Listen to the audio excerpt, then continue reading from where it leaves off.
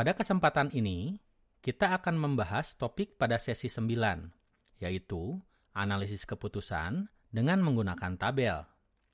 Pada slide berikutnya, Anda dapat mengetahui bahasan apa yang akan disajikan pada topik ini, serta capaian pembelajaran yang diharapkan setelah Anda mempelajari materi ini. Silakan.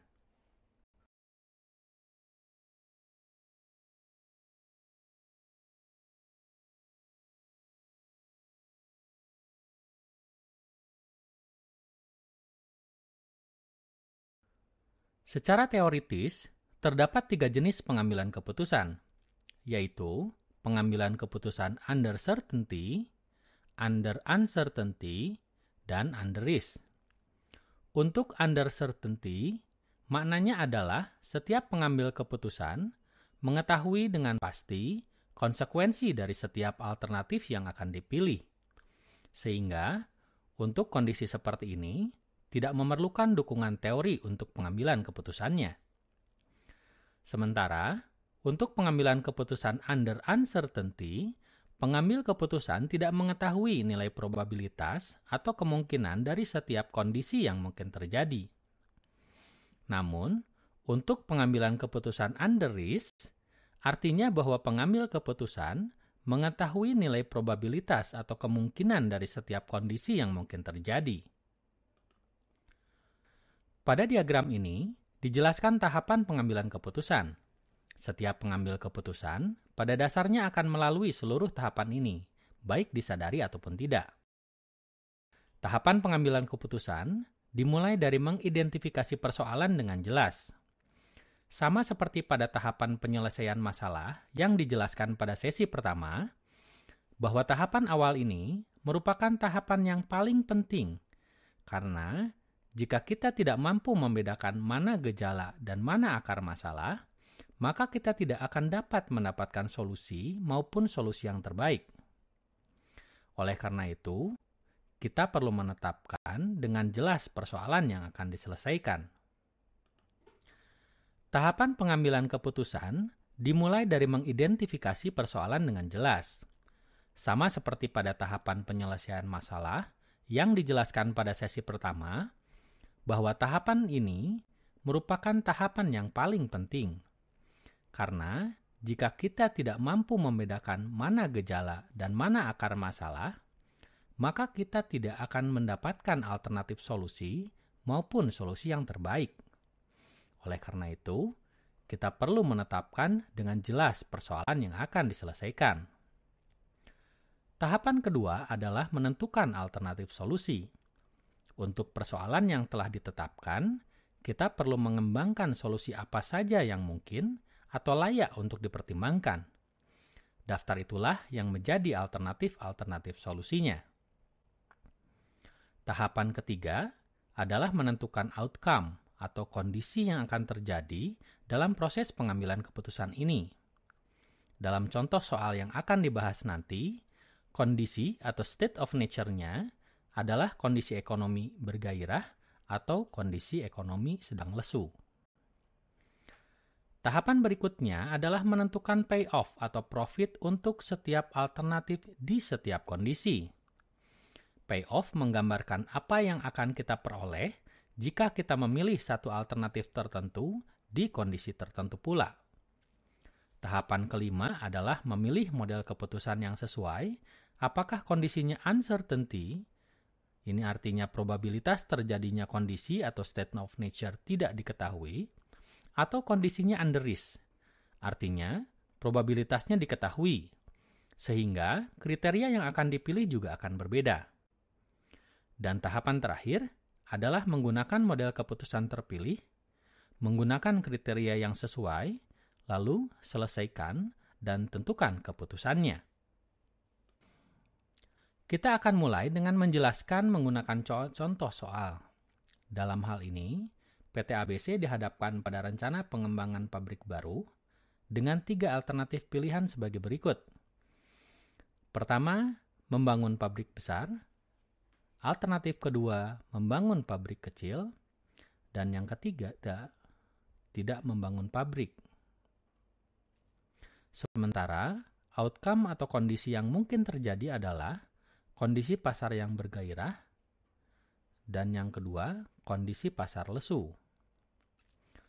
Untuk setiap alternatif di setiap kondisi ini, ditentukan atau dihitung payoff atau profit. Artinya, berapa keuntungan atau kerugian yang akan kita dapat. Di sini bisa kita baca bahwa jika kita memilih untuk membangun pabrik besar dan ternyata kondisi pasar yang terjadi adalah bergairah, maka diestimasi kita akan mendapatkan keuntungan sebesar 300 juta rupiah. Sementara, jika alternatif yang sama kita ambil, namun ternyata kondisi yang terjadi adalah pasarnya sedang lesu, maka kita akan menanggung kerugian sebesar 220 juta rupiah. Demikian pula untuk payoff yang lainnya. Nah, untuk menyelesaikan persoalan ini, misalkan kondisinya kita tidak mengetahui nilai probabilitas atau kemungkinan terjadinya kondisi pasar yang diprediksi. Hal ini berarti kita berada dalam kondisi pengambilan keputusan tidak pasti atau under uncertainty. Dalam hal ini, terdapat beberapa kriteria yang dapat digunakan, yaitu Maximax, Maximin, Criterion of Realism atau Hurwitz, Equally Likely atau Laplace, dan yang kelima, Minimax Regret. Kita akan bahas semua kriteria tersebut satu persatu. Kita mulai dengan kriteria pertama, yaitu Maximax. Kriteria ini digunakan untuk mendapatkan alternatif terbaik dari kondisi yang terbaik. Sesuai namanya, Maximax. Biasanya, kriteria ini dipilih oleh orang yang optimistik. Adapun langkah penyelesaian persoalan ini dengan kriteria Maximax adalah sebagai berikut. 1. Tentukan kondisi atau state of nature yang memiliki nilai payoff atau profit terbaik. Yang kedua, untuk kondisi terbaik tersebut, pilih alternatif yang memiliki nilai payoff terbesar. Jika kita lihat dari kasus ini, outcome atau kondisi pasar terbaik adalah kondisi pasar bergairah. Sehingga, kita fokus di kolom pasar yang bergairah tersebut. Selanjutnya, kita memilih di kolom terbaik tersebut nilai payoff yang terbesar. Ternyata, nilai terbesarnya adalah 300. Maka, alternatif terpilih adalah membangun pabrik besar. Jadi, dengan menggunakan kriteria Maximax, keputusan yang dipilih adalah membangun pabrik besar. Untuk kriteria ini, cara cepatnya adalah dengan mencari nilai terbesar dari seluruh payoff yang ada. Kita lihat di sini yang terbesar nilainya adalah 300. Ternyata alternatif ini adalah membangun pabrik besar. Selanjutnya adalah kriteria Maximin. Agak sedikit berbeda dengan Maximax, di mana kriteria Maximin ini biasanya dipilih oleh orang yang pesimistis. Kriteria ini digunakan untuk mendapatkan alternatif terbaik dari kondisi yang terburuk. Kriteria ini digunakan untuk mendapatkan alternatif terbaik dari kondisi terburuk. Namanya Maximin. Adapun langkahnya sebagai berikut. Pertama, tentukan kondisi state of nature yang memiliki nilai payoff atau profit terburuk. Dari tabel dapat dilihat bahwa kondisi terburuk yaitu yang nilai payoff-nya paling jelek. Ini kita dapatkan kondisi pasar lesu. Oleh karena itu, kita pilih pasar lesu sebagai kondisi terburuk. Selanjutnya, di kolom tersebut, tentukan nilai terbaiknya. Dalam hal ini, nilai terbaik di kondisi terburuk adalah 0. Artinya, alternatif terbaik adalah tidak membangun pabrik. Jadi kesimpulannya, dengan menggunakan kriteria Maximin, keputusan yang dipilih adalah tidak membangun pabrik.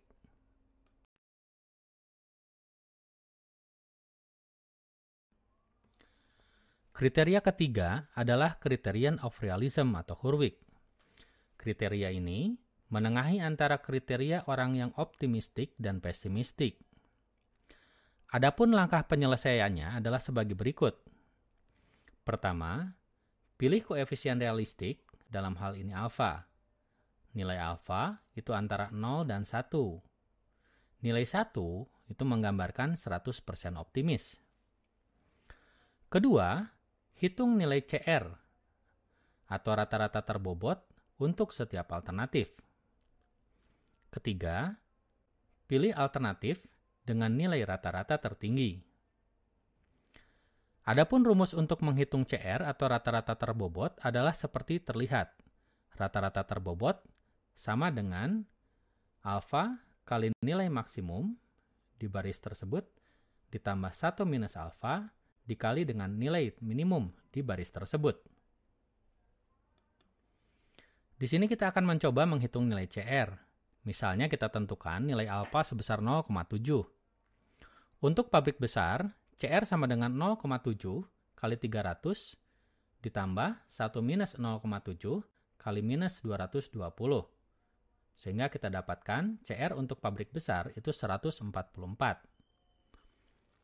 Sementara untuk pabrik kecil, CR sama dengan 0,7 kali 120 ditambah 1 minus 0,7 kali minus 40. Sehingga didapat nilai CR untuk pabrik kecil sama dengan 72. Demikian selanjutnya. Setelah kita hitung seluruh nilai CR, langkah berikutnya adalah menentukan alternatif dengan CR terbesar. Dalam hal ini, nilai CR terbesar adalah 144 untuk alternatif membangun pabrik besar. Jadi kesimpulannya, dengan menggunakan kriteria Criterion of Realism, keputusan yang dipilih adalah membangun pabrik besar. Berikutnya, untuk kriteria keempat adalah equally likely atau Laplace. Sesuai namanya, kita tidak membedakan kecenderungan kita akan setiap outcome atau kondisi. Kriteria ini mempertimbangkan payoff setiap alternatif, sehingga kita perlu menghitung rata-rata payoff di setiap alternatif. Setelah itu, kita pilih alternatif dengan nilai rata-rata payoff terbesar. Dalam hal ini, hasil perhitungan menghitung rata-rata payoff setiap alternatif, nilai akhirnya memiliki rata-rata yang sama dengan 40. Dalam hal ini, hasil perhitungan menghitung rata-rata payoff setiap alternatif, terdapat dua nilai yang memiliki rata-rata yang sama, yaitu nilai 40, baik untuk alternatif pabrik besar maupun pabrik kecil. Sehingga, dalam hal ini, pengambil keputusan dapat memilih kedua alternatif ini, karena keduanya adalah alternatif terbaik. Yang terakhir untuk jenis pengambilan keputusan uncertainty adalah minimax regret.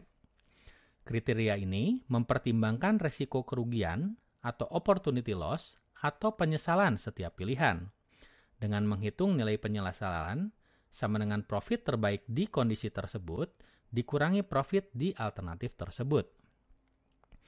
Dari namanya, kita menginginkan untuk meminimalkan nilai penyesalan atau regret maksimum di setiap alternatif. Adapun langkah penyelesaiannya adalah sebagai berikut. Pertama, buatlah tabel kerugian atau opportunity loss dengan menentukan kerugian karena tidak memilih alternatif terbaik. Yang kedua, OL dihitung dengan mengurangkan setiap nilai payoff di setiap kolom dari nilai terbaik di kolom tersebut. Selanjutnya, tentukan OL atau opportunity loss maksimum dari setiap alternatif. Dan yang terakhir, tentukan alternatif yang memiliki nilai OL maksimum yang terkecil. Di tabel bagian atas dapat dilihat perhitungan OL atau regret untuk setiap alternatif di setiap kondisi. Misalkan kita memilih alternatif pabrik besar, ternyata kondisi yang terjadi adalah pasarnya bergairah. Di sini kita akan mendapatkan payoff 300. Sementara jika kondisi yang terjadinya adalah pasar bergairah, nilai maksimum yang mungkin didapat adalah 300. Ini artinya bahwa keputusan kita adalah keputusan terbaik. Tidak ada penyesalan. Nilai penyesalan kita adalah nilai maksimum 300 dikurangi nilai di alternatif tersebut sebesar 300, sehingga penyesalannya adalah 0. Contoh lain, Jika kita memilih pabrik kecil, ternyata kondisi yang terjadi adalah pasar lesu, maka konsekuensinya kita akan rugi senilai 220. Sementara, jika kondisi yang terjadi adalah pasar lesu, nilai terbaiknya adalah 0. Ini artinya kita menyesal tidak memilih alternatif terbaik untuk kondisi pasar lesu.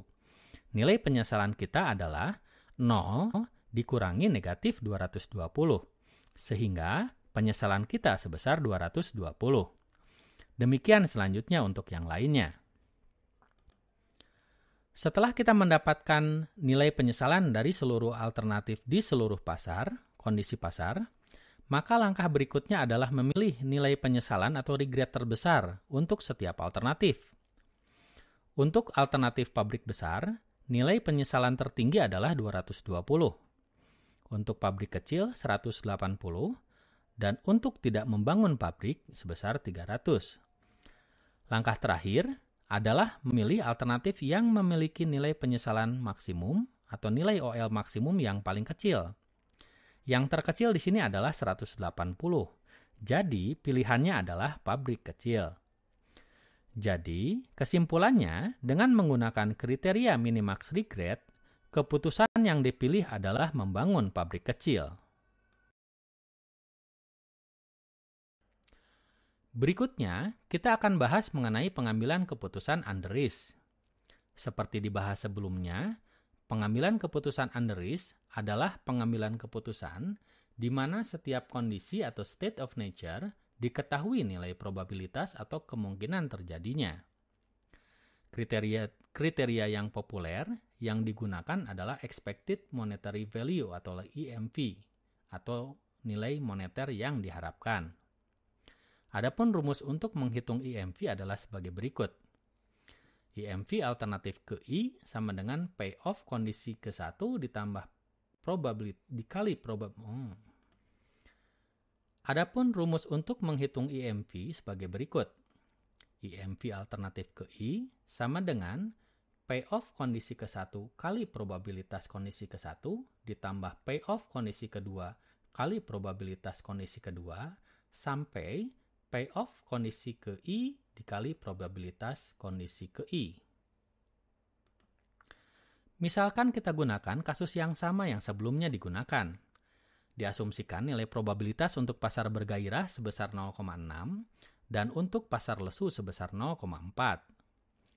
Dalam hal ini, kita akan menghitung nilai EMV atau nilai rata-rata baris untuk setiap alternatif.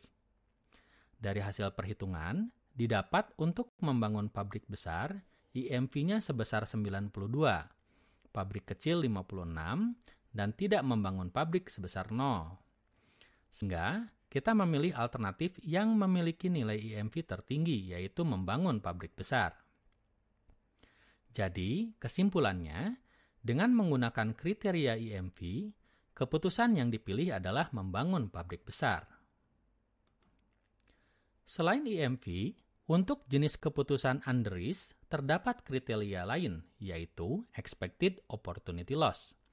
Kriteria ini mirip dengan minimax regret. Hanya saja, untuk kriteria EOL ini melibatkan probabilitas dalam perhitungannya. EOL dimaknai sebagai biaya tidak memilih alternatif terbaik. Langkah penyelesaiannya adalah sebagai berikut. Pertama, buatkan tabel opportunity loss atau tabel penyesalan, seperti yang sudah dihitung di minimax regret. Langkah berikutnya, untuk setiap alternatif, hitung nilai EOL dengan cara menghitung probabilitas dikali nilai penyesalan atau OL untuk setiap kondisi, selanjutnya dijumlahkan. Kriteria minimum OL akan sama hasilnya dengan maksimum EMV. Di sini dapat kita lihat hasil perhitungan OL atau regret untuk setiap alternatif di setiap kondisi atau outcome. Cara perhitungannya sama dengan kriteria minimax regret. Selanjutnya, dihitung EOL untuk setiap alternatif. Untuk pabrik besar, EOL dihitung dari 0,6 kali 0 ditambah 0,4 kali 220. Hasilnya 88. Untuk pabrik kecil, EOL dihitung sama dengan 0,6 kali 180 ditambah 0,4 kali 40.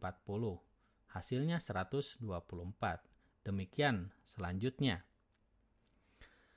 Berikutnya, dipilih alternatif yang memiliki nilai EOL terkecil. Dalam hal ini, 88 adalah nilai terkecil. Ini adalah untuk alternatif pabrik besar. Jadi, kesimpulannya dengan menggunakan kriteria Expected Opportunity Loss atau EOL, keputusan yang dipilih adalah membangun pabrik besar. Pada slide ini dapat disampaikan ringkasan dari materi yang telah dibahas sebelumnya, yaitu persoalan pengambilan keputusan bisa diselesaikan dengan menggunakan tabel maupun pohon. Pendekatan tabel dapat digunakan untuk menyelesaikan persoalan pengambilan keputusan jenis uncertainty maupun under risk. Jenis keputusan under uncertainty kriterianya adalah maximax, maximin, criterion of realism, equally likely, dan minimax regret. Sementara jenis keputusan under risk kriterianya adalah expected monetary value dan expected opportunity loss. Demikian pembahasan mengenai analisis keputusan jenis tabel. Semoga rekan-rekan semua mendapatkan penjelasan yang lebih mendalam mengenai hal ini. Salam.